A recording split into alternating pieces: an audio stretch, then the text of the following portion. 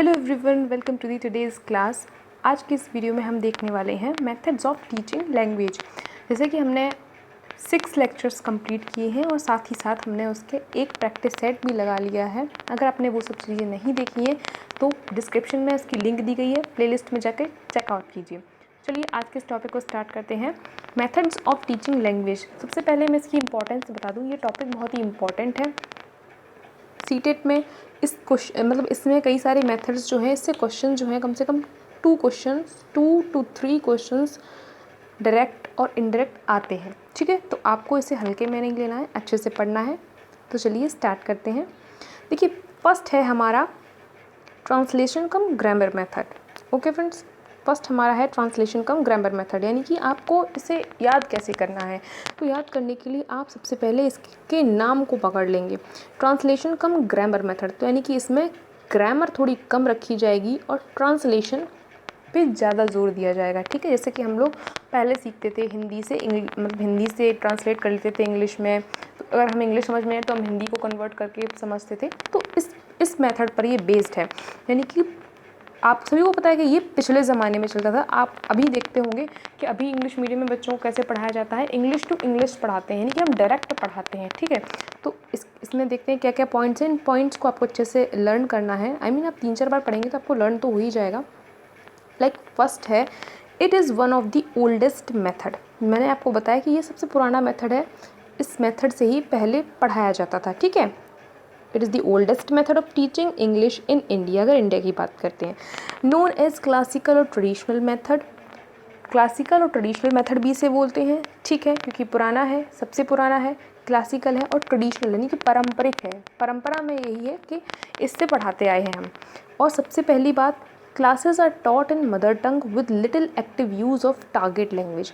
यानी कि मैंने आपको भी बताया कि हम टारगेट लैंग्वेज को बहुत ही कम यूज़ करते हैं, हम यूज़ करते हैं मदर टंग का। ठीक है, टारगेट लैंग्वेज कौन सी होगी? इंग्लिश। टारगेट लैंग्वेज कौन सी होगी?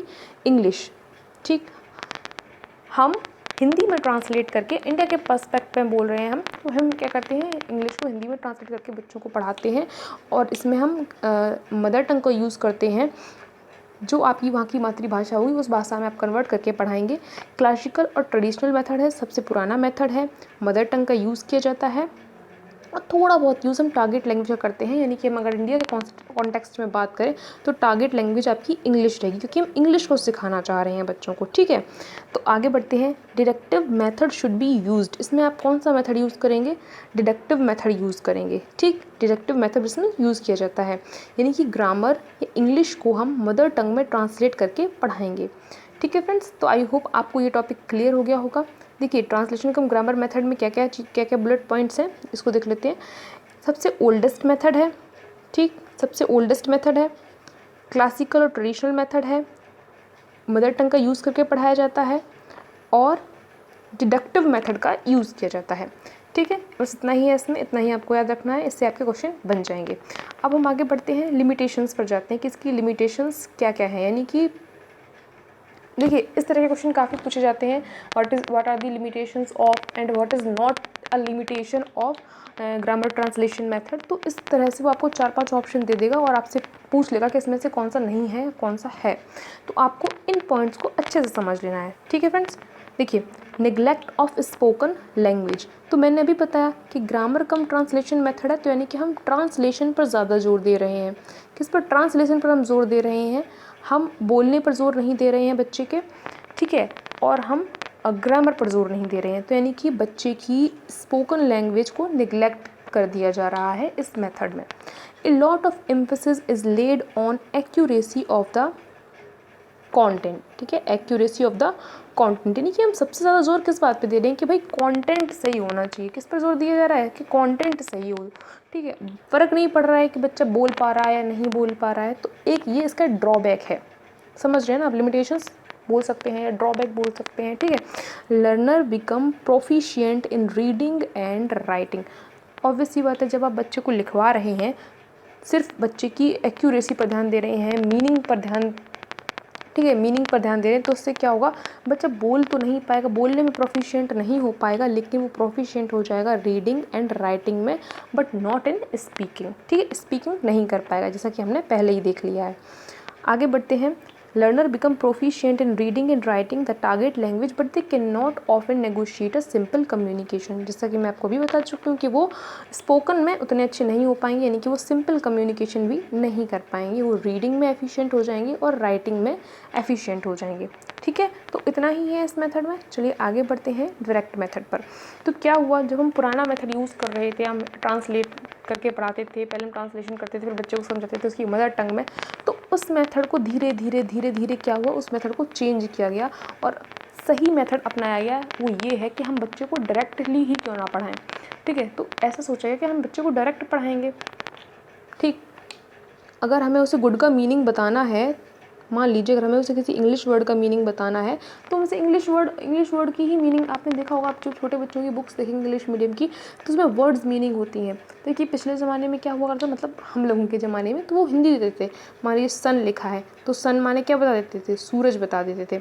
ठीक है, हिंदी करके ऐसे वर्ड मीनिंग हुआ करती थी। लेकिन आज के ज़माने में क्या हो गया, अब क्या हो गया, अब वो क्या करते हैं, इंग्लिश में वर्ड लिखा होता है, उसकी इंग्लिश में ही मीनिंग होती है। ठीक है, मान लीजिए जैसे हाउस लिखा है, एक सेकेंड, मान लीजिए जैसे कि हाउस लिखा हुआ है, हाउस पर कोई पोएम है। ठीक है, वर्ड्स मीनिंग में आप देखेंगे हाउस के आगे क्या लिखा होगा, होम, यानी कि उसकी ही सेम दूसरी मीनिंग, यानी कि एक तरह से हम कह सकते हैं कि सिनोनिम्स लिखे होते हैं। होम को घर ना लिखकर होम को हाउस लिख देते हैं। इसका मतलब ये है कि हम बच्चे को डायरेक्टली सिखाने की कोशिश कर रहे हैं, इंग्लिश टू इंग्लिश सिखा रहे हैं। आई होप आपको क्लियर हो गया होगा। It is also known as natural method. ठीक है, नेचुरल मेथड है, नेचुरल मेथड। इनके नाम आपको याद रखने हैं, जैसे कि पुराने में क्या था, जो मैंने इससे पहले पढ़ा है, क्लासिक ग्रामर कम ट्रांसलेशन मेथड है, ट्रांसलेशन ग्रामर मेथड, तो वो क्या था, वो क्लासिकल मेथड था, ट्रेडिशनल मेथड था। ठीक है, ऐसे ही ये डायरेक्ट मेथड है, इसका नाम क्या है, जैसे नेचुरल मेथड और रीफॉर्म मेथड। आपको ऐसे करके पूछ लिया जा सकता है कि विच इज़ नेचुरल मेथड, और 4 ऑप्शन दिए गए होंगे, तो आप उसमें टिक करेंगे डायरेक्ट मेथड। ठीक है, नहीं तो आप नेचुरल मेथड में चले जाए कि हाँ भाई नेचुरल, तो अगर आपने नहीं पढ़ा होगा आप सोचेंगे कि नेचुरल में क्या होता है, नेचुरल तो वही होगा, हिंदी को इंग्लिश में ट्रांसलेट कर देते हैं और आप ग्रामर कम ट्रांसलेशन मेथड कराएंगे। लेकिन अगर आपको पता है तो आप डायरेक्ट मेथड पर पहुँच जाएंगे। ठीक है, this is the opposite of grammar translation method. अभी मैंने बताया कि ये ग्रामर ट्रांसलेशन मेथड का अपोजिट है। ग्रामर ट्रांसलेशन मेथड में हम ट्रांसलेट कर देते थे, बट हम डायरेक्ट मेथड में चीज़ों को बिना ट्रांसलेट किए इंग्लिश टू इंग्लिश में पढ़ाते हैं। ठीक है, use of mother tongue is discouraged. Okay, तो मदर टंग का हम इसमें यूज़ नहीं करते, हम डायरेक्टली पढ़ाते हैं। वही बात, attention is on speaking and listening, सारी चीज़ वहीं से कनेक्ट है। नहीं, इसमें हम, अब ये उल्टा हो गया है ग्रामर ट्रांसलेशन का। ग्रामर ट्रांसलेशन में हम किस पर फोकस करते थे, हम फोकस करते थे रीडिंग और राइटिंग पर, जबकि इसमें हम किस पर फोकस कर रहे हैं, हम स्पीकिंग पर फोकस कर रहे हैं, लिसनिंग पर फोकस कर रहे हैं। ठीक है, तो आपको समझ में आ गया होगा। अब जो ग्रामर कम ट्रांसलेशन मेथड था, उसमें हम कौन सा मेथड यूज़ कर रहे थे, उसमें हम डिडक्टिव मेथड यूज़ कर रहे थे। जबकि हम इसमें डायरेक्ट मेथड में कौन सा यूज़ कर रहे हैं, इंडक्टिव मेथड यूज़ कर रहे हैं, यानी कि हम बिना ट्रांसलेट किए हुए पढ़ाएंगे और बिना मदर टंग का यूज़ किए हुए पढ़ाएंगे। आई होप आपको दोनों ही मेथड्स अच्छे से समझ में आ गए होंगे। चलिए नेक्स्ट मेथड पर चलते हैं। ये बहुत ही इंपॉर्टेंट चैप्टर है, टॉपिक्स बहुत ही इंपॉर्टेंट है, आपको इन्हें अच्छे से पढ़ना है। ठीक है, इंग्लिश पैडागोजी की खूबसूरती यही है कि इसमें बहुत ही सिलेक्टेड चीज़ें दी गई हैं। की टर्म्स आपको समझने हैं, उनका मतलब क्या है बस इतना समझना है, क्वेश्चंस कैसे भी बने आप कर पाएंगे दोस्तों। चलिए नेक्स्ट 3rd नंबर पर बढ़ते हैं, डॉक्टर वेस्ट न्यू मेथड। तो सबसे पहले बात इसमें आती है कि डॉक्टर वेस्ट न्यू मेथड किसने दिया है, तो ये भी आपको याद रखना है, डॉक्टर माइकल वेस्ट ने दिया है। किसने दिया है, डॉक्टर माइकल वेस्ट ने दिया है। ओके, तो it was against the direct method. अब डायरेक्ट मेथड को भी किसी ने अपोज किया होगा, कोई मतलब ये जो थे डॉक्टर माइकल वेस्ट, इन्होंने इसको अपोज किया, इन्होंने बोला कि नहीं भाई डायरेक्टली पढ़ाना सही नहीं है, इसीलिए ये अपना मेथड लेके आए, डॉक्टर वेस्ट न्यू मेथड जैसे बोला गया। ठीक है, ये फोकस करता है किस पर, हर मेथड की कोई ना कोई तो बात होगी, कोई ना कोई क्वालिटी होगी, तो ये किस पर फोकस करता है, ये सिर्फ साइलेंट रीडिंग पर फोकस करता है, यानी कि बच्चा शांत होकर, साइलेंट रीडिंग क्या होती है, अब इसकी टर्म को पकड़ लीजिए, इसकी मतलब समझिए। साइलेंट रीडिंग का मतलब होता है जो बच्चा अपने मन में, जैसे हम जब कुछ पढ़ना होता है तो हम अगर मन ही मन में पढ़ते हैं तो उसको क्या बोलते हैं, साइलेंट रीडिंग बोलते हैं उसको। ठीक है, favours judicious use of mother tongue, judicious use of mother टंग, यानी कि ये बोलते हैं कि भाई मदर टंग का बहुत यूज़ करो, जो आपकी मातृभाषा है। अब मातृभाषा क्या होती है सभी को पता होगा, जहाँ पर भी हम रहते हैं, जो भाषा हमारे घर परिवार में बोली जाती है वो हमारी क्या भाषा हो गई, वो हमारी मदर टंग हुई, मातृभाषा हो गई। ठीक है, तो ये कहता है कि मदर टंग का तो आप यूज़ कीजिए, क्योंकि डायरेक्ट मेथड क्या कहता था, मदर टंग का यूज़ आप नहीं करेंगे, और अपोजिट हो रहा है डायरेक्ट मेथड के। तो डॉक्टर वेस्ट का न्यू मेथड कहता है कि मदर टंग पर फोकस करेंगे, तो साइलेंट रीडिंग पर फोकस करेंगे। इतनी टर्म आपको लर्न रखनी है।